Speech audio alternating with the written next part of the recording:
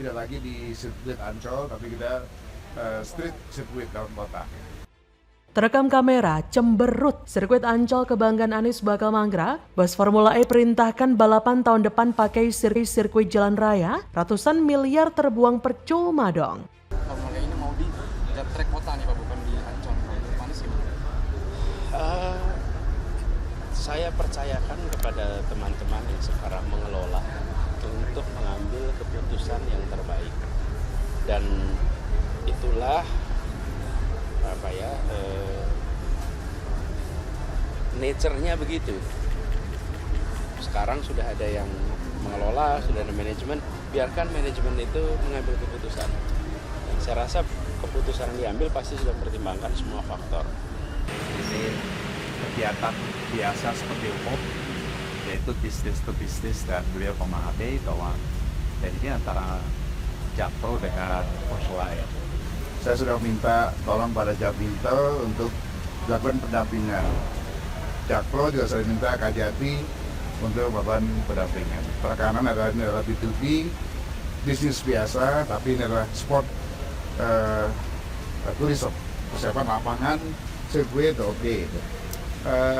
2024 kita kemungkinan besar, tadi sudah kita bicara dengan Alberto mau ke Timur, kita tidak lagi di sirkuit Ancol, tapi kita street sirkuit dalam kota. Anies hanya taunya pencitraan aja, tapi nggak mengawal dengan baik proses penyelenggaraannya. Anies bukan seorang eksekutor yang baik, dia hanya tahu konsepnya saja dan menyerahkan semua eksekusinya kepada orang-orangnya yang sangat mungkin mengambil manfaat dari sana. Halo, selamat datang di channel Redaksi Jurnal bersama JJ. Mantan Gubernur DKI Jakarta Anies Baswedan tidak mempersoalkan lokasi ajang balap Formula E 2024 mendatang diubah ke ruas jalan umum di Jalan Jenderal Sudirman Tamrin, Jakarta. Diketahui pada 2022-2023, balapan Formula E digelar di Jakarta International E-Prix Circuit, Ancol, Jakarta Utara. Menurut Anies, penyelenggaraan Formula E dari sirkuit ke jalanan merupakan suatu perubahan. Anies ngeles, perubahan menurutnya adalah bagian dari pertumbuhan. Jadi ia menghimbau agar jangan pernah takut dengan perubahan. Karena Anies meyakini pihak panitia sudah mempertimbangkan rencana itu dengan baik, termasuk perubahan trek dan perubahan generasi mobil. Meski demikian, Anies mempercayakan keputusan itu kepada pihak panitia acara. Apalagi mereka sudah menggelar acara tersebut beberapa kali. Menurut Anies, tahun ini saja Formula E sudah memasuki musim ke-9, bahkan kendaraannya sudah generasi ketiga, sehingga lebih cepat dan lebih ringan dibanding sebelumnya. Jadi artinya, perubahan menurut Anies tidak bisa dihindari.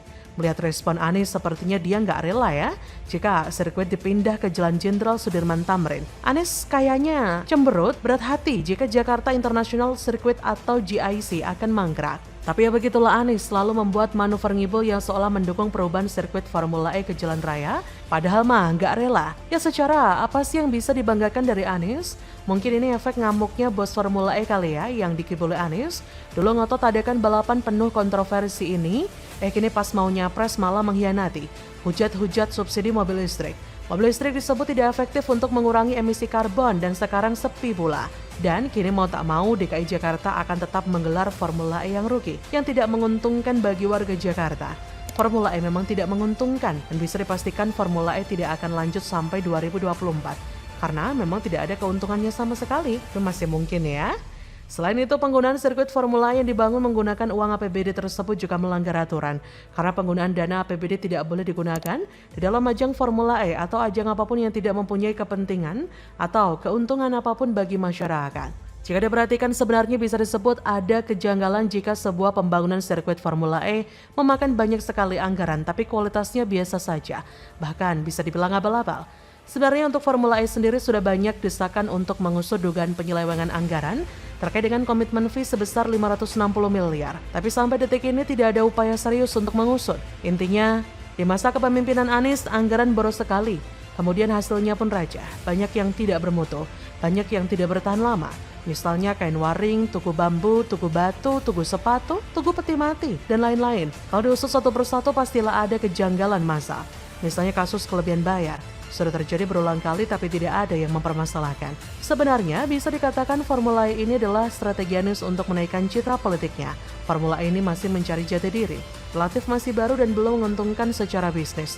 Namanya juga sedang ngebat. Makanya Anies terus-menerus pencitraan saja. Mungkin tidak terlalu paham seluk-beluk di baliknya. Pokoknya selenggarakan. Berhasil lalu berdiri paling depan mengklaim itu adalah jasanya. Terbuktikan di 2022. Bagaimana menurut Anda?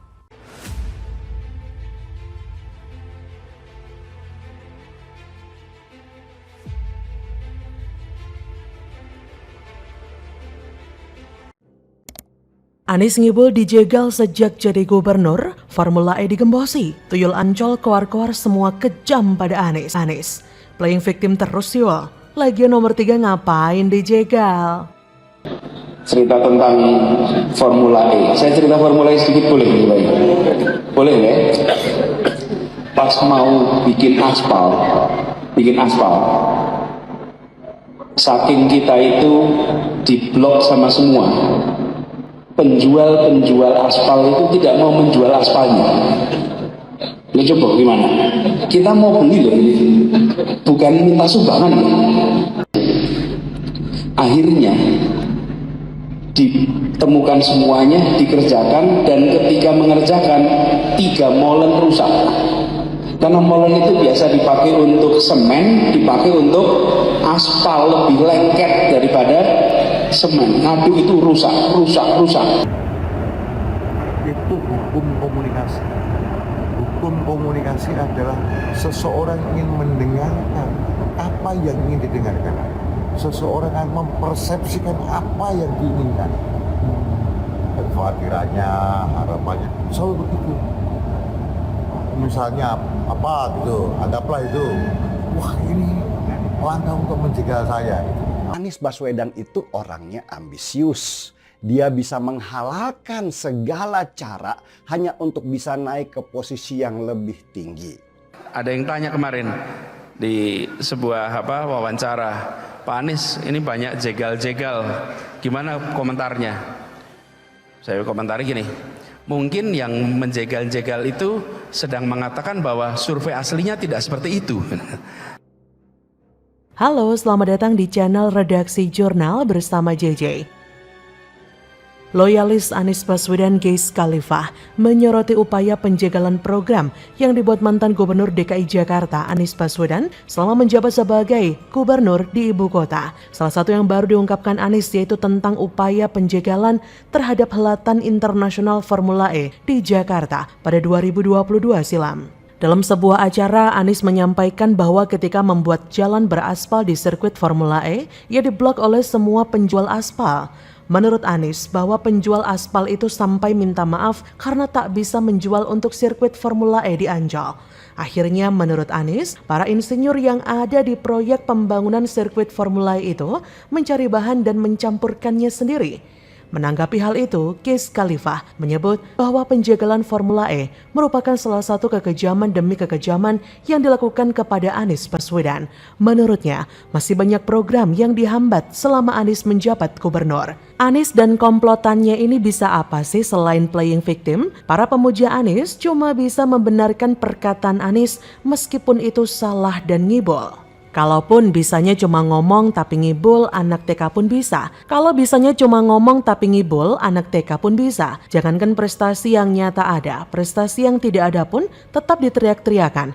Yang penting pede saja saat berteriak, dan si tokoh yang memesan dalam tanda kutip prestasi atas dirinya itu tentu saja memiliki sifat yang tebal muka. Sebenarnya gampang loh, tinggal tunjukkan saja bukti mana saja yang mau dijegal. Kalau mau disebut toko aspal yang mana? Sebut saja namanya, jadi jelas gak ngibul kan? By the way, itu beli bahan sampai ke Jerman, jadi keinget pameran buku ya Pak Anies? Buat yang tahu-tahu aja sih.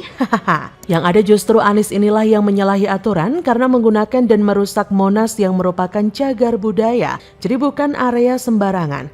Di sana terdapat warisan budaya yang bersifat kebendaan, bangunan, dan lain-lain.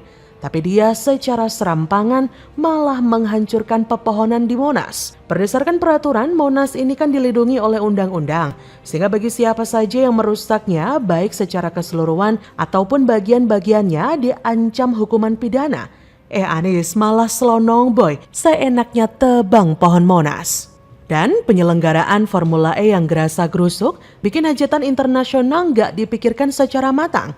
Sudah masang aspal di Monas dan menebangi 191 pohon di sana.